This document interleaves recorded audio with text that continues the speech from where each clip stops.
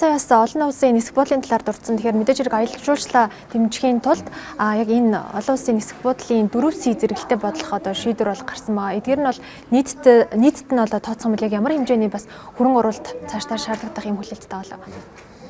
За Монгол Улсын засгийн газраас бүрчлсэн хөгжлийн бодлого одоо бодлогоо тодорхойлоод дөрвөн бүс дээр олон улсын нисэх буудал за өөрөөр хэлсэн 4C ангиллын нисэх буудлыг одоо барьж байгуулахар төлөвлөсөн. За яг 4C гэдэг маань өөрөө ерөнхийдөө яг ингээ энгийн хүмүүст ойлгуулах юм бол Boeing 737 буюу ер нь 150-аас 200 хүн хүлээ одоо зорчирч суулгах одоо ийм багтаамжтай агаар явуулдаг байдаг. Тэгэхээр бол яг мөрөн нисэх буудал жишээлбэл 4C.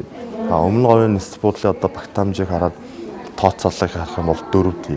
4D гэх нь өөрөө одоо Монгол улсад нисэж байгаа мяд компанид байгаа Boeing 787 одоо тайптай агаар явуулдаг. Энэ нь бол өөрөө 300 хүртэл одоо зорчигчийн судалтай. Тэгэхээр бид нар бол 4D нисэх буудлыг өмнө говьт 4C-г хөрсгөлдөг гэдэг. Энэ нь болохоор нөгөө том жижиг багтаамжаас шалтгаалаад хөрөнгө оруулалтын хэмжээ бас харилцан адилхан байгаа. Ер нь бол дунджаар яг бид нар өмнө говь дээр бас нэг урьдчилсан тооцоо хийхэд бол нэг 300 гаруй тэрбум төгрөг хэрэгцээ шаардлага үүсэж байгаа. Тэгэхээр сүүлд бас та ярьцлага өгөхдөө яг Open Sky хэлцээрийн хүрээнд за Америкийн одоо Монголоос Америкийн нэгдсэн улс руу шууд нислэг үйлдэх ажлын хүрээнд бол үйл тохиролцох шаардлагуудыг бол 5 дугаар сард хянуулна гэдэг байр суурийг бол илэрхийлж байсан. Тэгэхээр энэ ажлын яам бас ажлын явц хэр одоо хавтаа явж байгаа.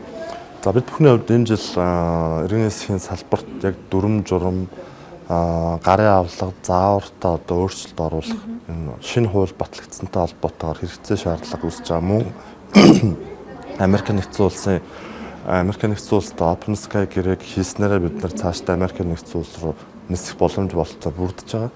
Тэгэхээр энд бас өмнөх ярилцлагандаа дурдчихсан Америк нэгдсэн улсын нисхийн товчороо бол энэ жил бид нар шалгалтандаа хамрагдъя гэдэг хүсэлтэд өгсөн байж байгаа. Тэгэхээр одоохондоо бол харайхан биднэрт бол яг цагаа бол товлж өгөөгүй байна. Гэхдээ энэ жилдээ бол одоо багтаад орчих болов гэж бас найдаж байгаа. Гэхдээ бид нар бол энэ одоо шалгалтандаа бэлдээд манай нисхийн салбарынхан за иргэний засгийн ерхий газар үндэсний төв мяд хувьцаат компани бол бүх чадлаараа одоо гарын авлага заавар журам дүрмэндээ өөрчлөлтөө оруулаад засгийн газраар дүрмүүддээ батлуулаад явж байна. Одоо энэ дүрмүүдийн орчуулгын ажлууд дуусч байна. Хүний нөөцийг одоо чадварчуулах тал дээр сургалтын ажлууд яг энэ цаг хугацаанд параллел нь явагдаж байна. Тэгэхээр энэ оны төгсгөл дээр баг орчих болоо гэж харж байгаа. Гэхдээ энийг бол одоо Америк нэгдсэн улсын элчин сайдын Америк нэгдсэн улсын иргэний засгийн одоо товчооноос бид бүхэнд яг тодорхой цаг хэлэх учиртай цаг олгоно. Тэгэхээр одоо хизээ цаг ирнэ. Бид нар одоо тэр хугацаанд нь ороход одоо бэлтгэл ажлаа хангаа явж байгаа. Мөн бас нэг хамгийн чухал зүйл бол би ярианыхаа эхэнд бас дурдсан байж байгаа.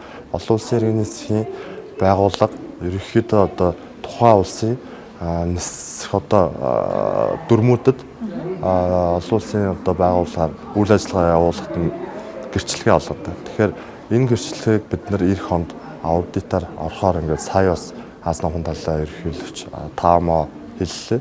Тэгэхээр Америк нэгдсэн улсын одоо FA-гийн категори 1 гэрчлэгийг авахаас гадна бид нар эх хонд одоо өөрийнхөө олон улсын иргэний засгийн байгууллага аудитд орно гэдэг бас нэг том одоо аудитын одоо бэлтгэх юм хэрэгцээ шаардлага үүсчин. Гэхдээ энийг сая олон улсын иргэний засгийн байгууллагын бас биднэрт бол 100% суппорт үзүүлнэ, 100% дэмжинэ. Одоо хүний нөөц бэлтэх мөн заавар журам шалгалтанд бэлтгэх төр төлөвлөгөөн дээр бол хамтраад ажиллана гэсэн одоо ийм сайхан бас мэддэг сая энэ хурлаараас өглөөд энд бас бид нэх баяртай.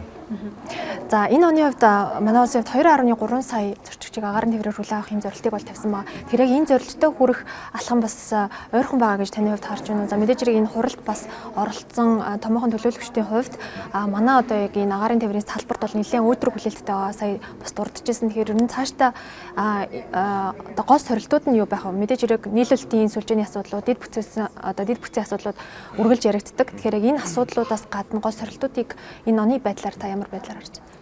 Ер нь бол одоо агаарын тээврийн ирээдүй бол биднэрт маш их ирээдүйтэй харагдаж. Сая манай олон улсын байгууллагын удирдлагууд хүртэл хэлж байна.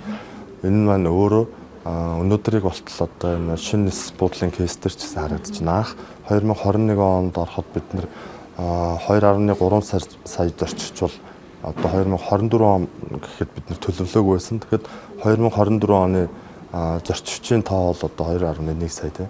Тэгэхээр энэ жил 2.3-аас даваад 2.4 рүү ч бас хүрэх магадaltaй байгаа. Тэгэхээр бидний энэ олон улсын нисэх буудлын capacity буюу багтаамжаа одоо өргөтөх, сайжруулах бол одоо хамгийн яралтай хийж хэрэгжүүлэх ажлуудын нэг болж байгаа. Тэгэхээр бид нар Чингис хаан олон улсын нисэх буудлын одоо 2 дахь терминалын асуудлыг Японы засгийн газартай хэлэлцээр хийгээд явж байгаа. За мөн энэ 2 дахь терминалын тэзүүг бас Японы одоо компани JICA-гийн төслөөр одоо энэ санхүүжилт дээр цонгон шалгаруулалтанд ороод одоо энэ төсөл техник эдийн засгийн үндэслэлийг хийгээд явж. За ингээд энэ тэзүү маань гараад ирэх юм бол бид нэр цаашдаа Японы засгийн газартай 2 дахь терминалын асуудлыг бас эх хонд төслийг бас хэрэгжүүлж эхлэх одоо ийм төлөвлөлт явж байгаа.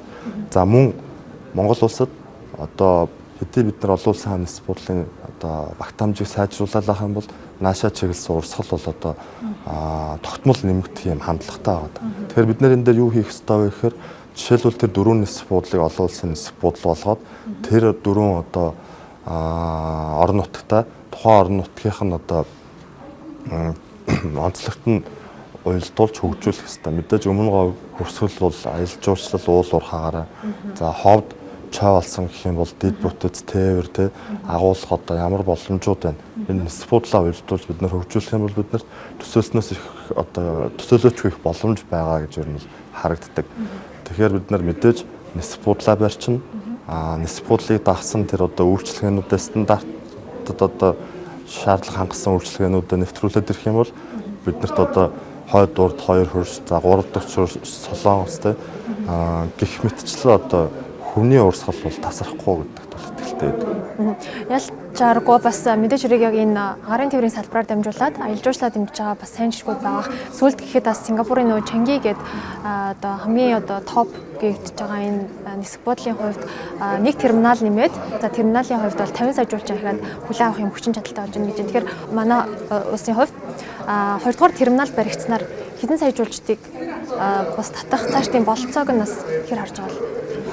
Бид нар Монгол Улсын засгийн газраас тооцоол хийгээд одоо өөрийнхөө хүсэж байгаа зорчигчийн тоог бол одоо мэдээж төсөл хэрэгжүүлэх одоо гүйцэтгэгч одоо талд өгнө. Тэгэхээр бид нар 4 сая зорчигч авах хүчин чадал бүхий терминал барья гэх юм бол мэдээж одоо тэр санхүүжилт те төсөл хэрэгжүүлж байгаа байгууллагаас шалтгаална. Тэгэхээр мэдээж бид нар одоо 2.5 тэгэхээр мэдээж дор хаяжны 5 сая жуулч авах хэмжээний одоо өргөдөх юм хэрэгцээ шаардлага үүснэ гэж байна.